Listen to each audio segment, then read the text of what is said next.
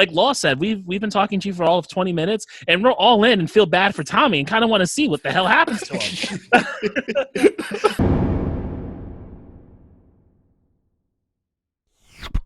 Welcome back to another awesome episode of Nerds Around, guys. I'm your host, Sebastian. Your boy Law. And your boy Tone from across the hall.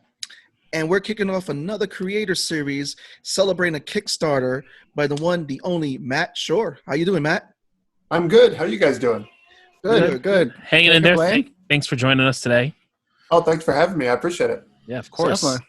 We want to congratulate you on the Kickstarter called Monster Hunter, by the way. So to start this episode, I want you to go in, everyone know out there in the internet verse about the Kickstarter, what we can expect, and the whole backstory.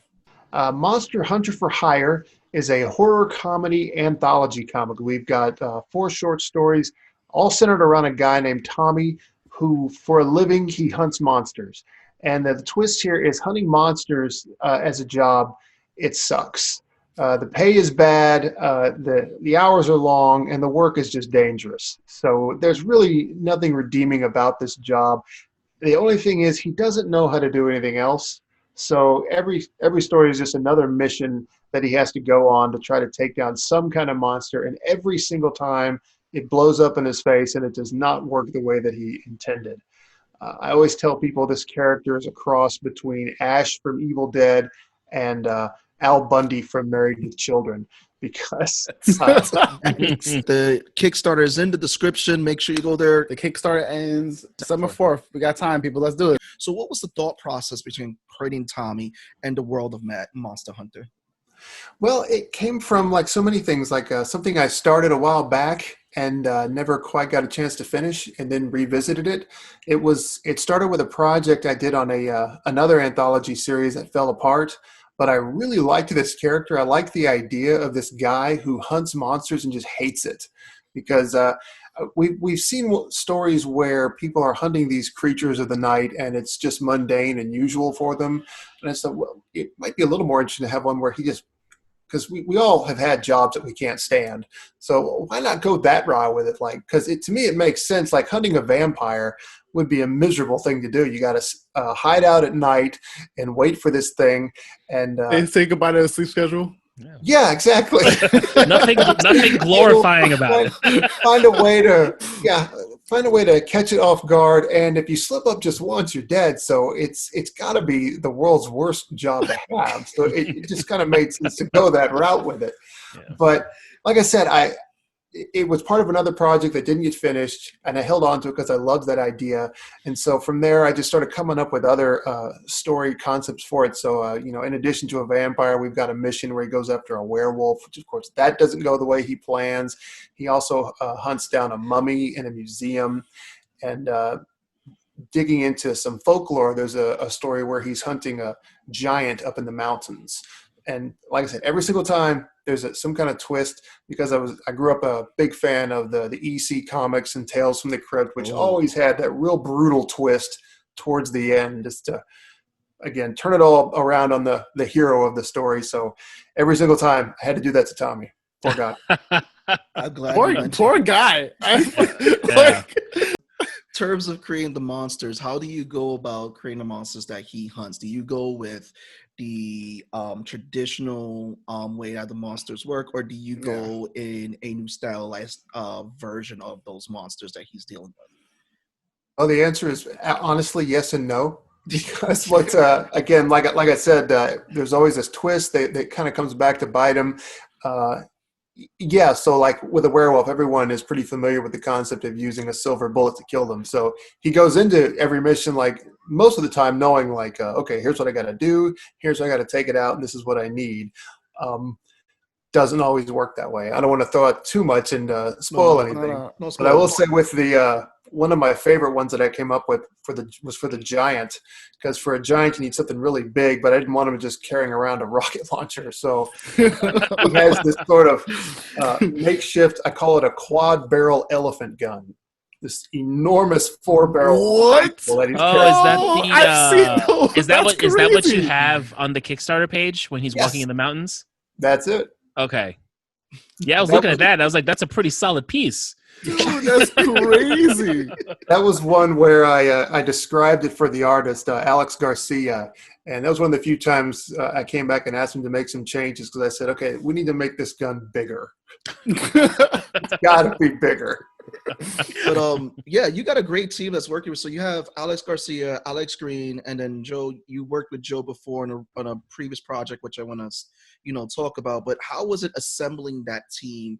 How did you guys get together? Because I want to also touch up on networking in the comic book field. So how was it getting together with everyone? Joe is the one I've worked with the longest, and I love Joe's art. So I connected with Joe previously on Digital Webbing. It's a forum specifically for creators to connect writers and artists to get together to work on projects. I've used it many times, and I know of other creators that have used it as well. So, I mean, if anybody out there is looking for a fantastic resource to connect with an artist or a writer, just whatever, Digital Webbings is a fantastic one to go for. The other one, Alex Garcia, I got to know him through actually a fellow creator. So that was more of a person-to-person thing. A guy named Todd Black, who I met at another convention, and we hit it off, and we've just been friends and stayed connected ever since. When I was looking for an artist, he connected me with his guy, Alex Garcia. It's all just a combination of like digital webbing and just getting to know somebody through somebody else. So if you're getting into indies, networking is vital. That's how you get to know people. That's how you find other people to work with. It's, yeah, the way of the world, really. It was a project that you and Joe worked on, which is Moby Dick from the Deep. What made you want to make Moby Dick into a zombie whale? My question. Moby Dick Back from the Deep. Well, that is actually still ongoing. I do want to make sure and say, because that started as a web comic, and we still publish a new page every Friday. So go check out backfromthedeep.com. Cheap plug. But as far as where this came from, I love telling this story. It was one of those really bad YouTube mashup videos where somebody took footage of the old, it was a made-for-TV movie with Patrick Stewart as Captain Ahab. And I remember that. have you seen this thing? They mashed it up with footage from, I believe it's Millennium. And the premise is that Ahab somehow travels through time and gets a aircraft carrier to give him a nuclear bomb, and then he goes back in time and drops the bomb on the whale and wins. And then it all ended with this great image of Patrick Stewart as Ahab, like raising his hands in triumph and just screaming. And I don't know, for whatever reason, that just got. I need to find this because this sounds amazing. It's a great, but it's terrible. Like, it's horribly put together, but it's just.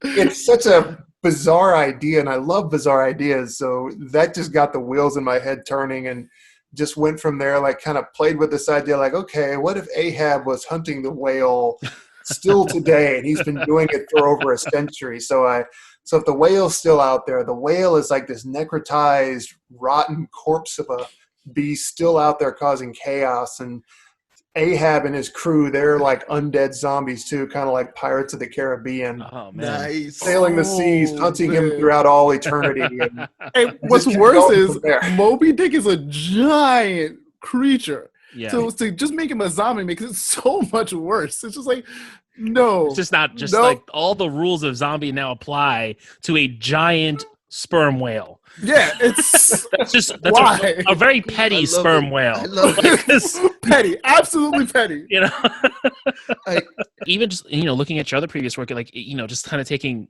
bringing things together, and like one that pops up to me, and I got to know, I know we're talking about your Kickstarter, but I wanted to know a little bit more about like, so you have Jesus Christ Demon Slayer. So what was that about? It comes from. It's generally referred to as the harrowing of hell. It's the legend of what happened in between the time Jesus died on the cross and then rose from the dead 3 days later. Mm-hmm. And I actually talked with 4 different ministers just to get some insight on this thing. I did way more research than that my story deserved. What I ultimately came back with was just this big Conan the Barbarian fighting monsters in hell sort of visual. But basically, the common theme that I got from everyone I talked with. They said, the common consensus among theologians is there is no consensus. Some say, Jesus went down there and beat the crap out of the devil. Others say, nah, kinda. And others say none of this happened at all. So I just decided that, man, I could take as much creative license as I want. And so that's what I did. It's Jesus descends down into hell, and he challenges Satan and fights him for the keys to death, hell, and the grave. And to do that, he has to fight all kinds of, demons and monsters and beasts. Like the first one he fights is the three-headed dog Cerberus. Then he fights Mammon. He fights Abaddon. And then the Kickstarter is for Monster Hunter. The link is in the description below. Please check it out. Funded. It's at 69%. Hopefully it's more by the time you guys hear this. We want to get it 100% funded before December 4th. Actually, we want to get double the money. So what are some of the levels that you have for people with Monster Hunters? What can people expect when they invest into Monster Hunters Kickstarters? What are some of the, the prizes, I like to call them? Of course, you can get a digital version. That's an option, or a print version. We're offering both of those. But, we talked about Moby Dick and Jesus Christ Demon Slayer. We put together some bundle packages, including those. If anybody is interested, you can go all digital. You can go all print. You can get Monster Hunter plus Moby Dick, all the issues so far. You can get Monster Hunter plus Jesus Christ, all the issues, or you can get everything. If you want to get the whole shebang, by all means, we will offer that to you. We also have a T-shirt that I'm really proud of. It's real simple, but it just has the logo Monster Hunter for Hire with little text underneath says, "Hey, it's a living." I was kind of proud of that one. I love the art on it. How did you guys determine that was going to be the style that you guys used? Okay, that was something that's very important to me because these are 4 different stories, and I wanted 4 very distinct and different art styles. Mm-hmm. So when I went out to get these people to do it for me, I tried to take into account the stories that this art was going to go with. Joe, who's done my Moby Dick story, his artwork is really kind of film noir type of visual to it. So he was perfect for the story about the mummy because we have Tommy making his way through these dark halls of a museum at night, looking for this sarcophagus and this mummy, trying to find it and figure out how to stop it. Meanwhile, Alex Garcia, he did the story about the giant. Now, Alex has done a lot of superhero stories with not as much horror. He has done some, but I wanted him for that one because I thought, okay, we're doing a giant. We're in the mountains. I want something really big, that scene looks gorgeous. Oh, you guys need to go to the Kickstarter page. Look at it. Alex Green, she worked on the werewolf story, and her artwork, I loved hers because it looks like it's pulled right out of the old Universal monster films, which I have the entire library because I'm that guy. Last but not least, Tim Bauer did the one on the vampire, and his was important for that because he gives it I felt like kind of a sexy look. Shout out to all of your artists. You pulled a really great team for this. What got you into comics? What inspired you to do comics? What inspired you to become a writer?